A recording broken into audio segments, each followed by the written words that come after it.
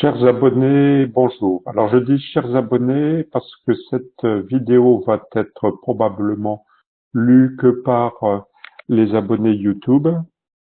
Donc c'est pour dire comment je vois les indices européens un peu plus baisser dans les heures qui viennent, si ce n'est dans les jours qui viennent.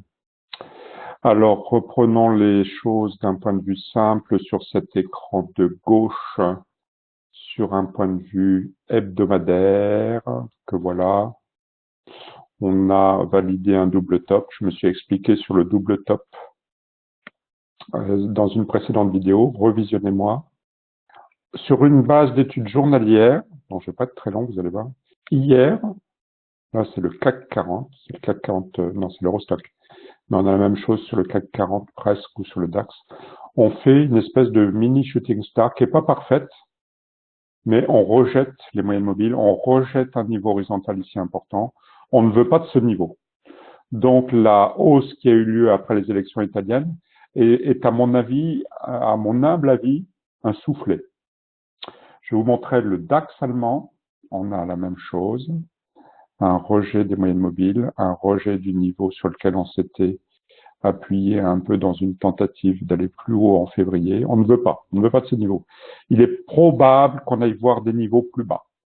Et je crois, j'ai montré l'Eurostock, le CAC 40, on a à peu près la même chose. Alors là, il y a un petit trading en cours. C'est du trading futur CAC 40. Je fais pas ça exprès pour montrer mon trading, mais ça n'a pas trop d'importance. On a un rejet des moyennes mobiles. C'est un peu moins clair. C'est un peu moins clair sur le CAC 40. En tout cas, sur le DAX et sur l'Eurostock, on a un rejet des niveaux. On devrait voir des plus bas. Alors, donc, sur le mini S&P, on a, alors je vais le montrer avec un écran, le peu que vous toléreriez que je prenne un peu de temps pour mieux. Alors là aussi, j'ai un trade en cours, c'est pas très habile, je suis désolé. Je voulais vous montrer, je vais le montrer autrement. Pardonnez-moi cette petite bêtise. Je vais aller vers mon compte Twitter. Je vais prendre le tweet que j'ai préparé ce matin très tôt. Il s'avère que j'ai pas beaucoup dormi cette nuit, mais ça vous regarde pas. Je vais prendre les tweets que j'ai envoyés et je vais vous montrer que j'ai vu, là, si on prend cette image-là, alors il y a un petit, ça c'est la progression du S&P, l'indice large américain. On a un parfait diamant. Donc un diamant, dans 80% des cas, c'est une méga structure de retournement. On devrait violemment sortir à la baisse. Mon téléphone sonne à ce moment-là. On devrait violemment partir à la baisse.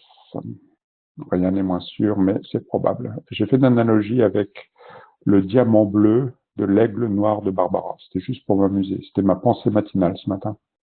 Voilà, comme qu'on peut être un peu poétique aussi. Quand on est trader, hein. Un beau jour ou peut-être une nuit, surgit un aigle noir, l'oiseau roi couronné portant un diamant bleu.